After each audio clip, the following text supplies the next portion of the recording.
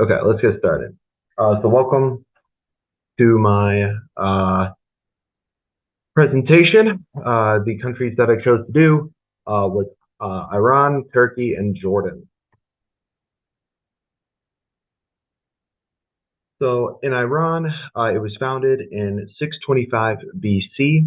So it's one of the older countries, older major countries that we know of. Their spoken language is Peruvian. However, the written language is Arabic script, and both were developed in the 9th century. So their written and spoken language has been, spoken for the majority of modern existence. Uh, so the fact that there hasn't been too much change there is rather impressive in my opinion, just considering how much change tends to happen. The location is in Western Asia, and it's in the northern and eastern hemispheres of the Earth. I know that's a lot of directional stuff there, but it's Western Asia, mostly Western Asia. The population is about 80 million, with the capital city being Tehran, with a population of about 8.4 million in that one city, which is pretty crazy. The currency is the Iranian rial. It's not doing so well. It's worth 40. Excuse me. In comparison to one U.S. dollar, it is worth about 42,017 Iranian rial, which is a very poor exchange rate. And so that means that inflation's extremely high right now. It's probably actually in a state of hyperinflation. Um, so unfortunately, people are very poor. The religion, there's quite a few. I have a different meeting. I apologize. The dominant religion is Muslim, with then Judaism being practiced after it. Christianity, I should say, is also practiced in Iran. However, it's a very small proportion of the population, and then a very, very small, like less, I think it's less than 1% of the population has this ancient religion called Zoroastrianism. That was hard for me to say, but it's an ancient religion that hasn't been practiced for a very long time, or it hasn't been practiced at a relative volume for a very long time.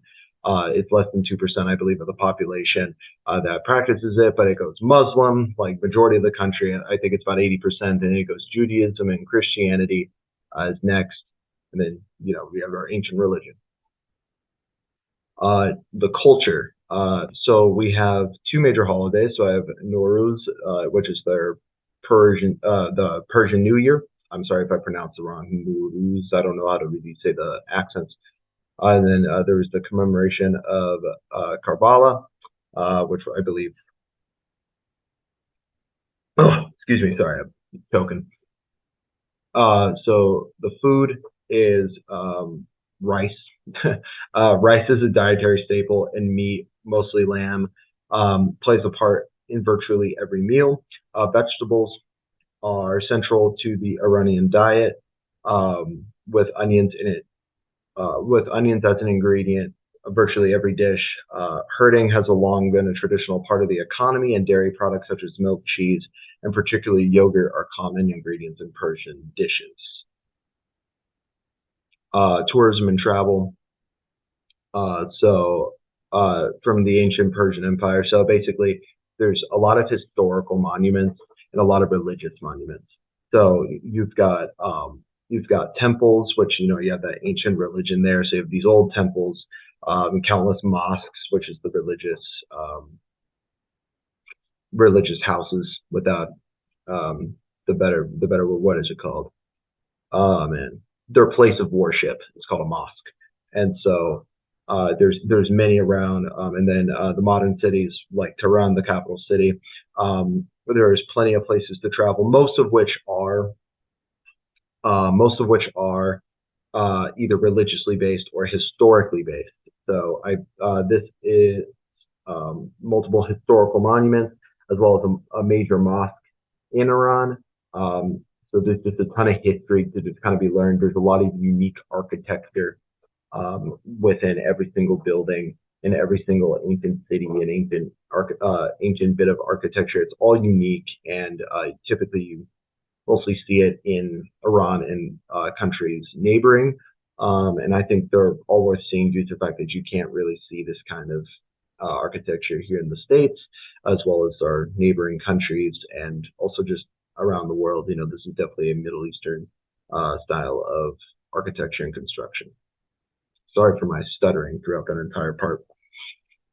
My next country is Turkey. It was founded in 1923. They were kind of in the state of peril after World War I. They were formerly the Ottoman Empire, but now they are the Turkish Republic, is actually the full name. They are located partly in Asia and partly in Europe, and it kind of borders on the crossroads of Balkans, Caucasus, Middle East, and the Eastern Mediterranean. They're kind of like Russia, where they're in multiple continents at the same time. And they're a rather large country population-wise. They have 85 million people. That is as of 2023, so that's a pretty accurate number, but it's probably risen and lowered throughout the days, because people die and are born every single day. But it's actually nearing 86 million. The religion is 99% Muslim, and then you see about 2% atheists, and you might be wondering why that adds over 100%. It's because atheism is on the rise. People are starting to not practice the Muslim religion. However, it's a very small, very, very small proportion of people who are atheists. I assume there's probably a couple individuals who practice a different religion, but it's such a small amount of the population, it wasn't worth mentioning. The currency is the Turkish lira, and that's 28.27 Turkish liras is equal to $1. So exchange-wise, it's okay. It's not the greatest, but it's definitely way better than Iran's currency. 42,000 all the way down to 28. So that's pretty interesting. Just how inflation and just honestly just the value of currency varies so much depending on which country you're in and what it is and what it's probably made of. The language spoken is literally called Turkish language. It is Turkish. There are more than 30 other local languages in the country that are spoken, though they're not commonly spoken. You're not really going to hear them. If you're a tourist, you're probably hearing Turkish.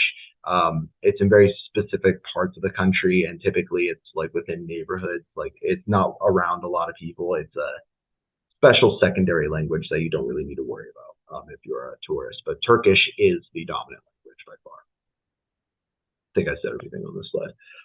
The culture. So they have two celebrations that I wanted to focus on. So they have Republic Day, which is their most famous and culturally significant holiday.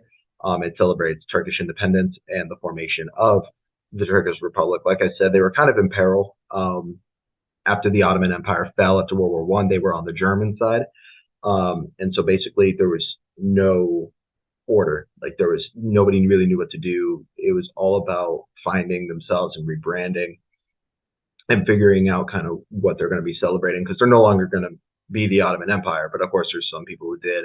But ultimately, they came to a form of peace and officially formed as the Turkish Republic in 1923. Then they have National Sovereignty and Children's Day, which I thought was really, really interesting. And it celebrates just the sovereignty of the country. So kind of the founding, it's kind of plays into Republic Day. And then Children's Day, that main celebration. And so, it celebrates the Grand Assembly of the Turkish Parliament, which took place April 23rd, 1920. On this day, Mustafa Atatürk dedicated the Turkish Republic to children. Citizens celebrate the dual holiday by attending local ceremonies in honor of Atatürk, the biggest of which held at, why am I having trouble reading? The mausoleum in Ankara, as well as exploring the kids' festivals. Because the children's celebrations go on for an entire week, starting on the 23rd, you have the opportunity to attend other cities and festivals and parades by booking any turkey trains, which basically are like these local, like, not buses. It's like in between a train and a bus, but you can take them around all over the country, from city to city. but you can take them around all over the country. It's a really interesting thing that you should look into, um, and it's wonderful. And they're around, especially on National Children's Day, and just kind of to celebrate children is wonderful because they are the next generation and they should have value. And then tourism and travel. So you have Istanbul, which is the Electric City. That's what it's nicknamed. The nightlife is supposed to be amazing. A lot of discotheque, a lot of EDM going on, a lot of clubs. They have their own bridge here that kind of looks like the Golden Gate Bridge. Um, they have the Mediterranean, and I never knew how to say this word, Aegean coastlines. I chose the Mediterranean, which is the bigger picture in the right corner. The Mediterranean Sea is beautiful. So can't ever go wrong with that. You also have the turquoise coast, so it has an ancient city along it, and you can visit it if you go to the turquoise coast. You can set up tourism, or sorry, not tours for both Iran and for Turkey, and eventually our third country that we'll be talking about. But if you set up a tour along the Turkish coast, they always bring you to this ancient city, and there's a lot of history around it. And I like talking about ancient cities and just old buildings and just kind of why they're there and where they're from. So yeah, that matters a lot to me. And also the turquoise coast is also very, very beautiful. And then you have Cappadocia, or Dokia. I don't know how to say it. But basically, it's this huge landscape where you kind of have bits of desert, but also just like bits of green, and then you see some city. And you can uniquely look at this landscape through hot air balloon. And hot air balloon rides are not my favorite. However, that's a really cool amenity that you don't see often, especially often offered in the abundance that they are. And then you have Jordan. Jordan is a very new country for today's standards. Actually, not in today's standards, just historically. It's a very new country.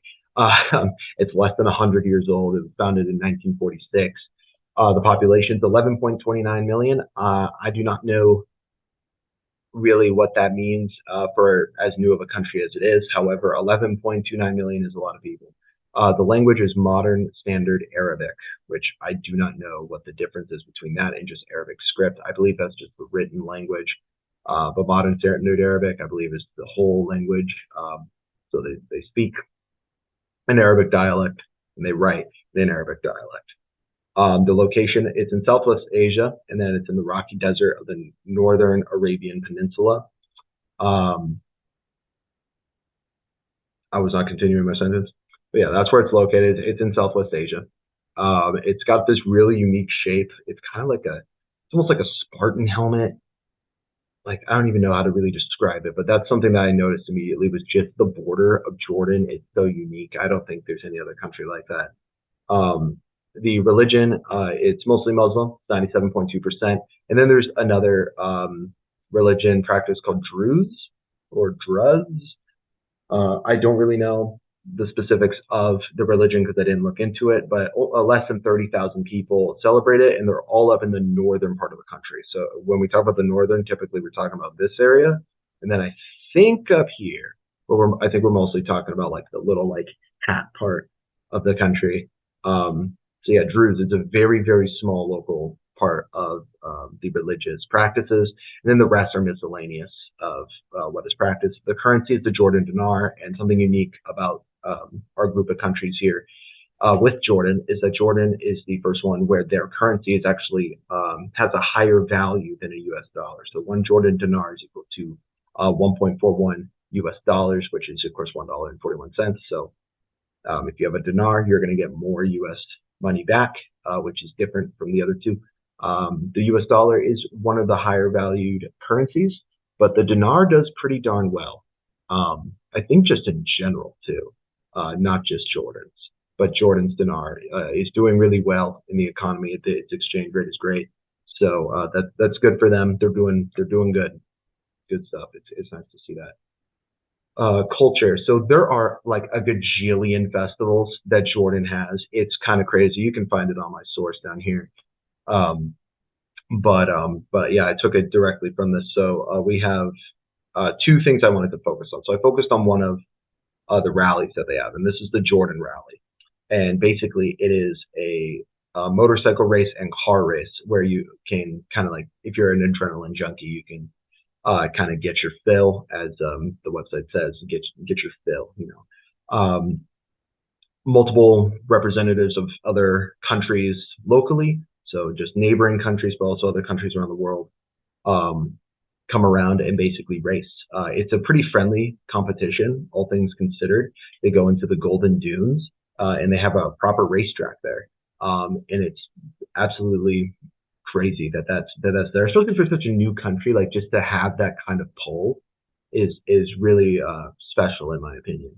Then you have Muharram, which Muharram is the celebration of the Islamic New Year, so it's a religious celebration. Um, and it's the majority of the religious celebration. It's the Islamic New Year, so other Muslim Islamic countries, they also celebrate this. And what's something unique about it is that it happens in January. However, it happens on a different day of the year according to the cycles of the moon.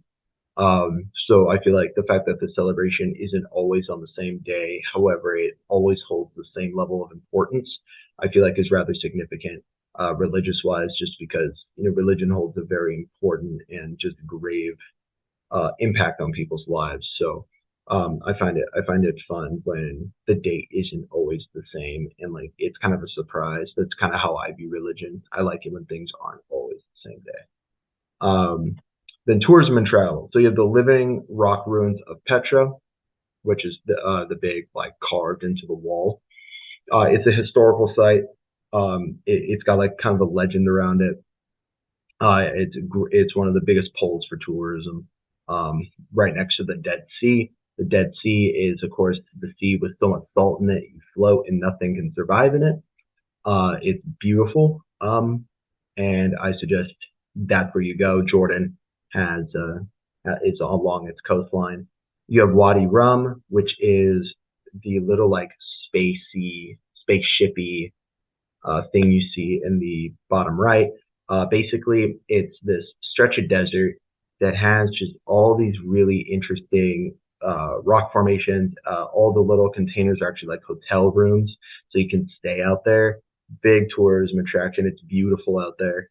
And the last is the Mujib Biosphere Reserve, which is where the two people are. Basically, it holds a ton of different species. I think it's up to 250 different species. It's a biosphere reserve, so it helps maintain um,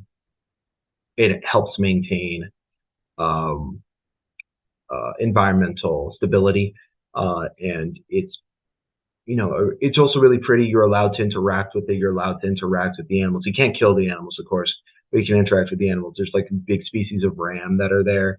It's really, really pretty. I realized I forgot to mention um, how you can get there travel wise. So for tourism in Iran, you take a plane trip like anywhere else. The reason why I actually specified specifically for Iran is because there's a stigma that there's constant terrorist attacks on planes when you fly in there. That's not true. Yes, there is some danger going into Iran because there is violence in countries around it, as well as there has been violence within the country itself. So yes, you do need to take that into consideration. However, your plane is not going to be hijacked, right? Like, don't worry about that. Once there, you can travel by train, by taxi, minivan. You can drive. Like, you can do whatever you want when you go to Iran. You can get around in so many different ways. Tourism and travel for Turkey. Once again, it's a plane. Just, you got to fly there. It's easier to fly from certain airports. I think the New York airport is just one of them. Somewhere from the New York airports is one of the best places to go, just because it's so northern for the United States and it's closer. All those countries are out in Asia, so those are technically the closest airports. You're gonna have a couple layovers almost no matter where you go. I don't think there's a direct flight. If you find a direct flight, good for you. Once you're there for Turkey, you can walk. They have these really fun trolley cars. There's also buses, and then you actually have cruises that you can take um, to get to different parts of the city. I believe you can take some in the Mediterranean Sea. I believe you can. I'm gonna have to double check on that, but there are cruises. That's a big draw for Turkey. A lot of cruises. And then, of course, for Jordan, once again, you get there by plane. But once you get there, it's mostly car rides for everything. Of course, you walk once you actually like get to a destination, but car. Now you can hire a private driver, and of course, you have your tourism goal. So if you're a part of a tourist group, they'll provide some stuff. But you can hire a private driver, or you can rent a car and get around. That's how you get around Jordan. It's mostly what you do. That's what you do. Thank you. I'm sorry that I was a little stuttery that entire time, but that's what I got. Thank you.